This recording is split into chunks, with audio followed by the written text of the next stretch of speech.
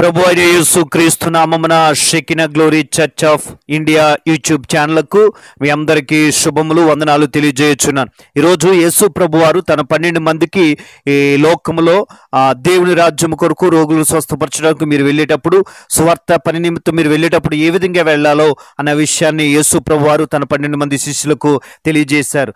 ఆయన తన 12 మంది శిష్యులను పిలిచి సమస్త దెయ్యముల మీద శక్తిని, అధికారమును, రోగులను స్వస్థపరచుటకు వరములను ఆయన వారికి ఇచ్చారు. దేవుని రాజ్యము కొరకు, అదేవిధంగా రోగులను స్వస్థపరచుటకును వారిని లోకానికి, ఆ పట్టణాలకి యేసుప్రభు వారు పంపించును.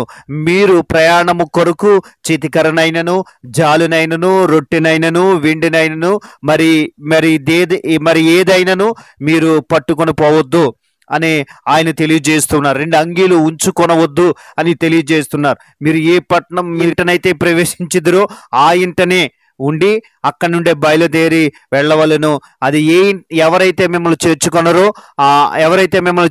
ఆ పట్టణంలో నుండి మీరు బయలుదేరినప్పుడు వారి మీద సాక్ష్యంగా ఉండుటకు మీ పాదధూళి దులిపి వెల్లుడి అని యేసుప్రభు వారు తెలియజేయచ్చు ఉన్నారు. కనుక ఆ ప్రజలు, ఆ 12 మంది శిష్యులు గ్రామాల్లో, పట్టణంలో సంచరించి రోగులను స్వస్థపరిచి దేవుని రాజ్యాన్ని ప్రకటన చేశారు. మనం ఈ లోకంలో ఉంటున్నాము కనుక దేవుని రాజ్యాన్ని ప్రకటన చేయడానికి మనం అందరమును కూడా కర్రనైనను, జాలినైనను, రొట్టెనైనను, వెండినైనను మరి ఏదైనను తీసుకుని వెళ్ళొద్దని యేసు ప్రభు వారే తెలియజేయచ్చు ఉన్నారు. కనుక 12 మందికి తెలియజేసిన మాటలు మన జీవితంలో సేవకులుగా, సువార్థికులుగా ఈ లోకంలో మనం ఉంటున్నాము కనుక మరి ఎవరైతే మనల్ని చేర్చుకుంటారో ఆ ఇంటికాడ నుండి బస చేసి అక్కడి నుండే సువార్తకు బయలుదేరమన్నారు. ఎవరైతే చేర్చుకున్నారో వారి మీద సాక్ష్యంగా ఉండుటకు, ఆ పట్టణం నుండి మీరు బయలుదేరినప్పుడు వారి మీద సాక్ష్యంగా ఉండుటకు మీ పాదధూళి దులపమని యేసు ప్రభు వారు తెలియజేస్తూ ఉన్నారు. కనుక ఖచ్చితంగా ఆయన యేసు ప్రభు వారు చెప్పే విషయాలు మనం పాటించి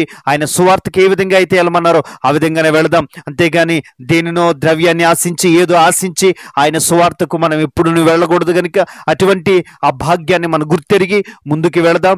దేవుడు మనల్ని దీవించి ఆశీర్వదించి బలపరచునుగా.